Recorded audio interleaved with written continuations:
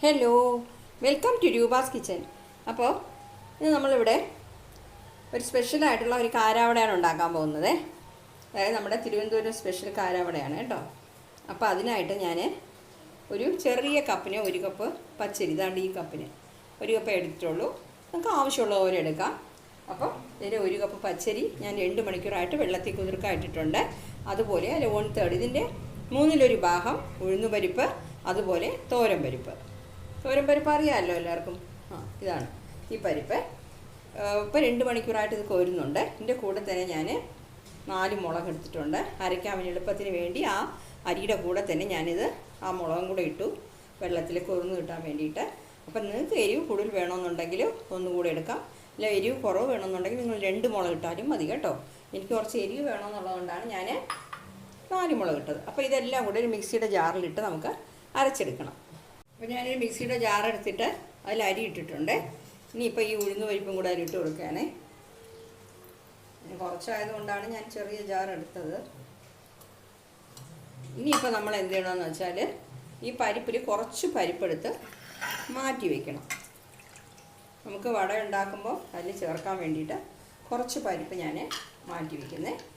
എന്നിട്ട് ബാക്കിയുള്ളതും കൂടെ എൻ്റെ കൂടെ ഇട്ട് കൊടുക്കാം. വെള്ളം കൂടുതൽ ഒഴിച്ച് കളയരുത്, കുറച്ച് വെള്ളം ഒഴിച്ചിട്ട് നല്ലപോലെ അരച്ചെടുക്കണം. കട്ടിക്കാണ് അരച്ചെടുക്കേണ്ടത്. ഇതിൻ്റെ കൂടെ തന്നെ നമ്മൾ എടുത്തു വച്ചിരിക്കുന്ന മുളകും കൂടെ ഇട്ട് കൊടുക്കുന്നേ.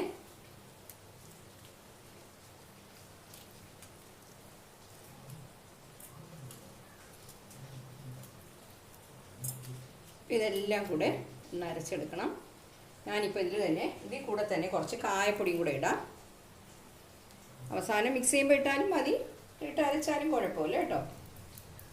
ഒരു 1/4 ടീസ്പൂൺ മതി കായപ്പൊടി. ഞാനിപ്പോൾ ഇത് കുറച്ച് വെള്ളം ഒഴിച്ച് അരച്ചെടുത്തിട്ട് വരാം. അപ്പം ഞാൻ അരച്ചെടുത്തു. വെള്ളമേ ചേർത്തില്ല. എന്നിട്ട് ആദ്യം വെള്ളം ചേർക്കാതെ ഒന്ന് അരച്ചെടുത്തിട്ട് പിന്നെ 1 ടീസ്പൂൺ വെള്ളമേ ചേർത്തുള്ളൂ കേട്ടോ. അതാണ്ടോ ഇതുപോലെ ഈ പരുവത്തിനാണ്ട് അരച്ചെടുക്കേണ്ടത്. അതായത് ചെറിയ തരിയുണ്ട്, തീരെ പോളിഷ് ആയിട്ടില്ല. എന്നിട്ട് നമ്മളിപ്പോൾ ഈ പരിപ്പ് മാറ്റി വെച്ചിട്ടുണ്ടല്ലോ അതിൻ്റെ കൂടെ ഇട്ട് കൊടുക്കാം.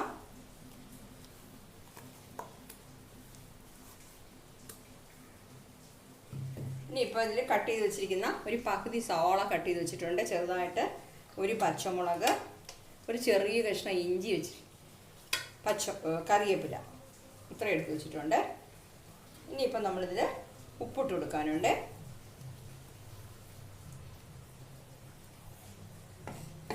അപ്പോൾ ഇതിൻ്റെ കൂടെ ഞാൻ കുറച്ച്, അതായത് ഒരു 2 നുള്ള് സോഡാപ്പൊടി ചേർക്കുന്നുണ്ട്.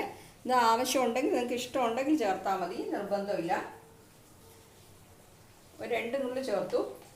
ഇനിയിപ്പോൾ ആവശ്യത്തിനുള്ള ഉപ്പും കൂടെ ചേർക്കാം.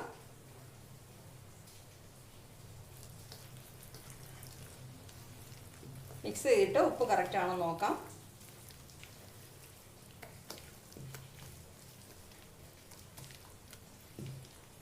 ഈ മാവിൻ്റെ കൺസിസ്റ്റൻസി ഇതാണ്, ഇത്രയും മതി. തീരെ വെള്ളവും ആയി പോകരുത്, തീരെ കട്ട് ചെയ്യാൻ ആവശ്യമില്ല. അപ്പോൾ നിങ്ങൾ ഉപ്പ് നോക്കിക്കോണം. അപ്പോൾ ഇത് ഉപ്പെല്ലാം കറക്റ്റായിട്ടുണ്ട്. ഇനിയിപ്പോൾ ഓയിൽ ചൂടാക്കിയിട്ട് നമുക്കിത് പൊരിച്ചെടുക്കാം. അപ്പം ഞാൻ ഓയിൽ ചൂടാക്കാൻ വെച്ചിട്ടുണ്ട്. ചൂടായോ നോക്കി, ചൂടായിട്ടുണ്ട്. ഇനിയിപ്പോൾ നമ്മൾ കൈ കൊണ്ടായാലും ഒരു സ്പൂൺ കൊണ്ടായാലും എടുത്തിട്ട് കൊടുക്കാം. ഇതിന് കറക്റ്റ് ഷേപ്പ് വേണമെന്നൊന്നുമില്ല കേട്ടോ കാരാവടയ്ക്ക്.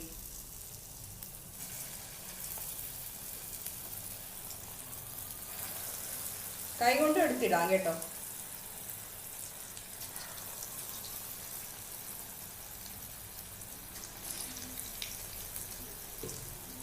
ഇപ്പം ഫ്ലെയിം കുറച്ച് വെച്ചിട്ട് ഇത് വേവിക്കണം.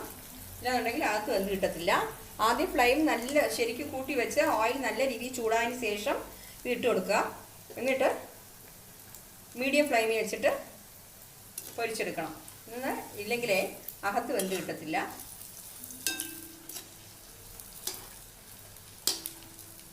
മീഡിയം ഫ്ലെയിമിനേക്കാളും കുറച്ചുകൂടെ കുറച്ച് വെച്ചാലും കുഴപ്പമില്ല കേട്ടോ.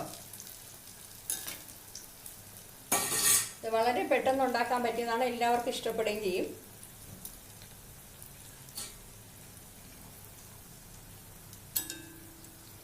ഈ കാരാവട വന്നിട്ട് ഈ പരിപ്പൊന്നും അരയ്ക്കാതെ തന്നെ നമ്മുടെ ദോശമാവിലും ഉണ്ടാക്കും കേട്ടോ. ദോശമാവ് കൊണ്ടേ ഹോട്ടലിലൊക്കെ മിക്കവാറും അങ്ങനെയൊക്കെയാണ് കാരാവട ഉണ്ടാക്കി വെക്കുന്നത് അവർ. നമുക്ക് ഇനിയൊരു വീഡിയോയിൽ ഞാനത് കാണിച്ചു തരാം.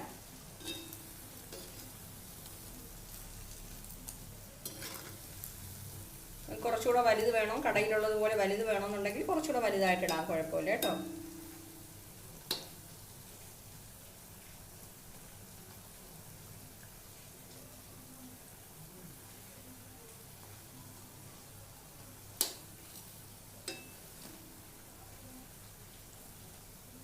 അപ്പം മതി, ബബിൾസൊക്കെ ഏകദേശം അടങ്ങിയിട്ടുണ്ട്. നമുക്കിത് എണ്ണയിൽ നിന്ന് മാറ്റാം.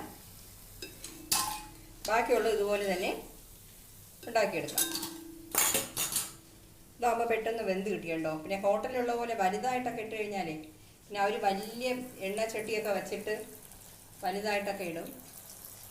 അപ്പോൾ വേകാനും താമസമാവും നമുക്ക്.